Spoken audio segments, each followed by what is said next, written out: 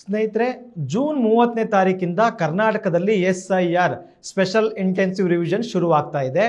ಆಗ BLOಗಳು ಅಂತಂದರೆ ಅಂಗನವಾಡಿ ಕಾರ್ಯಕರ್ತರಿರ್ಬೋದು, ಟೀಚರ್ ಇರ್ಬೋದು, CDPO ಇರ್ಬೋದು, ಇತ್ಯಾದಿ BLO ಯಾರಾಗಿರ್ತಾರೆ ನಿಮ್ಮ ಬೂತ್ನವರು, ಅವರು ನಿಮ್ಮ ಹತ್ರ ಬಂದು ನಿಮಗೆ 2 ಎನಾಮಿನೇಷನ್ ಫಾರ್ಮನ್ನು ಕೊಟ್ಟು ಫಿಲ್ ಮಾಡಿ ಅಂತ ಕೇಳ್ತಾರೆ.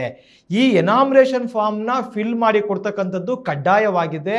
ಒಂದು ವೇಳೆ ನೀವು ಯಾರಾದರೂ ಕೂಡ ಎನಾಮಿನೇಷನ್ ಫಾರ್ಮ್ನ ಫಿಲ್ ಮಾಡಲಿಲ್ಲ ಅಂತಂದರೆ ನಿಮ್ಮ ಹೆಸರು ವೋಟರ್ ಲಿಸ್ಟಿಂದ ಡಿಲೀಟ್ ಆಗ್ತದೆ. ಹಾಗಾಗಿ ಇದು ಕಡ್ಡಾಯ, ನೀವು ತುಂಬಬೇಕು. ನೀವು ತುಂಬೋಣ ಅಂತ ಎನಾಮಿನೇಷನ್ ಫಾರ್ಮ್ನ ತಗೊಂಡ್ರೆ ಅದರಲ್ಲಿ ಮುಖ್ಯವಾಗಿ 2002ರ ಕೊನೆಯ ಇಂಟೆನ್ಸಿವ್ ರಿವಿಷನ್ ನಡೆದ್ರಲ್ಲ, ಅಲ್ಲಿಯ ಮಾಹಿತಿಗಳೆಲ್ಲೂ ಬೇಕಾಗ್ತವೆ. ನಿಮ್ಮ ವಿಧಾನಸಭಾ ಕ್ಷೇತ್ರ ಯಾವುದಿತ್ತು, ನಿಮ್ಮ ಬೂತ್ ನಂಬರ್ ಯಾವುದಿತ್ತು ಮತ್ತು ನಿಮ್ಮ ಕ್ರಮ ಸಂಖ್ಯೆ ಯಾವುದಿತ್ತು ಅಂತಕ್ಕಂಥದ್ದನ್ನ ಕಡ್ಡಾಯವಾಗಿ ನೀವು ತಿಳ್ಕೊಳ್ಬೇಕಿದೆ. 2002ನೇ ಇಸ್ವಿ ಅಂತಂದರೆ ಸುಮಾರು 24 ವರ್ಷ ಆಗಿಬಿಟ್ಟಿದೆ. ಅದರಲ್ಲೂ ಕೂಡ 2008ರ ಏನು ಕ್ಷೇತ್ರಗಳ ಮರುವಿಂಗಡಣೆ ಆದ ಕಾರಣಕ್ಕೋಸ್ಕರ ನಿಮ್ಮ ವಿಧಾನಸಭಾ ಕ್ಷೇತ್ರ ಬದಲಾಗಿರ್ಬೋದು, ನಿಮ್ಮ ಬೂತ್ ಬದಲಾಗಿರ್ಬೋದು, ಈ ರೀತಿ ಭಾಳಷ್ಟು ಬದಲಾಗಿರ್ತವೆ. ಹಾಗಾಗಿ ಮೊದಲನೇದಾಗಿ ನಾವು 2002ರ ನಿಮ್ಮ ಬೂತ್ ನಂಬರ್ ಹುಡುಕುವುದು ಹೇಗೆ ಎಂಬುದನ್ನು ಸರಳವಾಗಿ ತಿಳ್ಕೊಳ್ಳೋಣ. ನಿಮ್ಮ ಮೊಬೈಲ್ ಅಥವಾ ಲ್ಯಾಪ್ಟಾಪ್ನಲ್ಲಿ ಗೂಗಲ್ ಓಪನ್ ಮಾಡಿ ECI ನೆಟ್ ಅಂತ ನೀವು ಸರ್ಚ್ ಮಾಡಿ.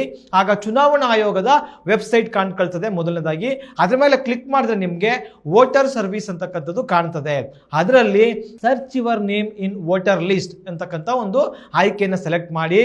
ಅದರಲ್ಲಿ search your name in SIR ಮೇಲೆ ಕ್ಲಿಕ್ ಮಾಡಿದ್ರೆ ಹಲವಾರು ಕಾಲಮ್ಗಳು ಕಾಣ್ತವೆ. ಅದರ ಮೊದಲ ಕಾಲಮ್ನಲ್ಲಿ ರಾಜ್ಯವನ್ನು ಆಯ್ಕೆ ಮಾಡಿ, 2ನೇ ಕಾಲಮಲ್ಲಿ ಜಿಲ್ಲೆ ಆಯ್ಕೆ ಮಾಡಿ, 3ನೇದರಲ್ಲಿ ಅಸೆಂಬ್ಲಿ ಕಾನ್ಸ್ಟಿಟ್ಯೂನ್ಸಿನ ಆಯ್ಕೆ ಮಾಡಬೇಕು. ಇದರಲ್ಲಿ ಇಂಪಾರ್ಟೆಂಟ್ ತಿಳ್ಕೊಳ್ಳಿ, 2002ನೇ ಇಸ್ವಿನಲ್ಲಿ ನಿಮ್ಮ ವಿಧಾನಸಭಾ ಕ್ಷೇತ್ರ ಯಾವುದಿತ್ತು ಅಂತಕ್ಕಂಥದ್ದನ್ನ ನಿಮ್ಮ ಮನೆಯ ಹಿರಿಯರನ್ನು ಕೇಳಿ. ಕೆಲವ್ರದ್ದು ಈಗ ಬದಲಾಗಿರ್ತದೆ, ಕೆಲವ್ರದ್ದು ಅದೇ ಕ್ಷೇತ್ರ ಇರ್ತದೆ.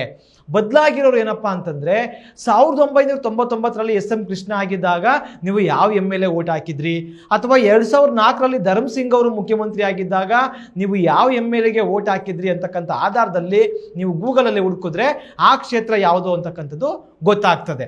ಉದಾಹರಣೆಗೆ 2002ರಲ್ಲಿ ನಮ್ಮ ಮಾದೇಗೌಡನ ಕೊಪ್ಪಲು ಬೂತು ಕೆರಗೋಡು ವಿಧಾನಸಭಾ ಕ್ಷೇತ್ರ ಆಗಿತ್ತು.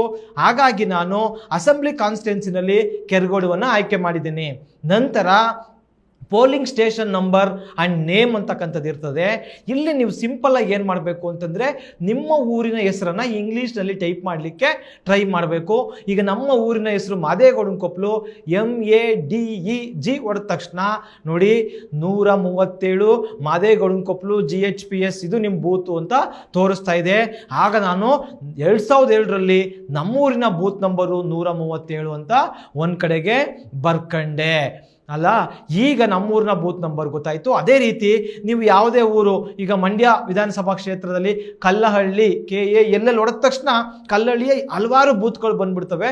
ಅದರಲ್ಲಿ ನಿಮ್ದು ಯಾವುದು ಅಂತಕ್ಕಂಥದ್ದು ನಿಮ್ಮ ತಂದೆ ತಾಯಿಗಳನ್ನ ಕೇಳಿದ್ರೆ ಹೇಳ್ತಾರೆ.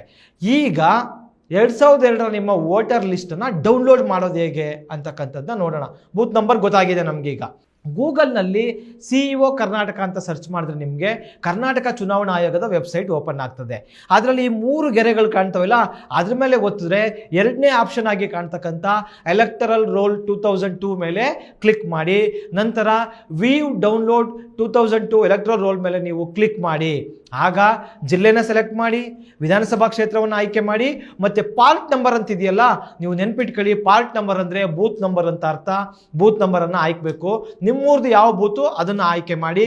ಈಗ ನಂದು ಈಗಾಗಲೇ ತಿಳ್ಕೊಂಡಿದ್ದೀನಿ 137 ನಮ್ಮ ಬೂತ್ ನಂಬರು. ಆ 137 ಹಾಕಿ ಮಾದೇಗೌಡನ ಕೊಪ್ಪಲು ಸೆಲೆಕ್ಟ್ ಮಾಡಿ, ಕೊನೆಗೆ ವ್ಯೂ ಡೌನ್ಲೋಡ್ PDF ಮೇಲೆ ಕ್ಲಿಕ್ ಮಾಡಿದ್ರೆ ನಿಮಗೆ 2002ರ ಮತದಾರರ ಪಟ್ಟಿ ಡೌನ್ಲೋಡ್ ಆಗ್ತದೆ. ಅದನ್ನು ಓಪನ್ ಮಾಡ್ಕೊಂಡು ನೀವು ಅದರಲ್ಲಿ ನಿಮ್ಮ ಹೆಸರು ಯಾವ ಕ್ರಮ ಸಂಖ್ಯೆಯಲ್ಲಿದೆ ಬರ್ಕೊಳ್ಳಿ. ಈಗಾಗಲೇ ನಾವು ಬೂತ್ ನಂಬರನ್ನು ಬರ್ಕೊಂಡಿದ್ದೀವಿ, ಕ್ರಮ ಸಂಖ್ಯೆ ಬರ್ಕೊಂಡಿದ್ದೀವಿ, ಮತ್ತು ಅದರಲ್ಲಿ ನಿಮ್ಮ ವಿಧಾನಸಭಾ ಕ್ಷೇತ್ರಕ್ಕೆ ಒಂದು ನಂಬರ್ ಕೊಟ್ಟಿರ್ತಾರೆ, ಅದು ಯಾವುದು ಅಂತಕ್ಕಂಥದ್ದನ್ನ ನೀವು ಬರ್ತಕೊಂಡ್ರೆ, ನಿಮ್ಮದು ಅಥವಾ ನಿಮ್ಮ ತಂದೆದನ್ನು ಬರ್ಕೊಂಡ್ರೆ ಎನಾಮಿನೇಷನ್ ಫಾರ್ಮನ್ನು ಸುಲಭವಾಗಿ ತುಂಬಬಹುದು. ಈ ವಿಡಿಯೋ ನಿಮಗೆ ಇಷ್ಟ ಆಯಿತು ಅಂತ ಅನಿಸಿದ್ರೆ ದಯವಿಟ್ಟು ನಿಮ್ಮ ಎಲ್ಲ ಸ್ನೇಹಿತರಿಗೂ ಕಳಿಸಿ. ಎಲ್ಲರ ಮತದಾನದ ಹಕ್ಕನ್ನು ರಕ್ಷಿಸಿ. ಧನ್ಯವಾದಗಳು.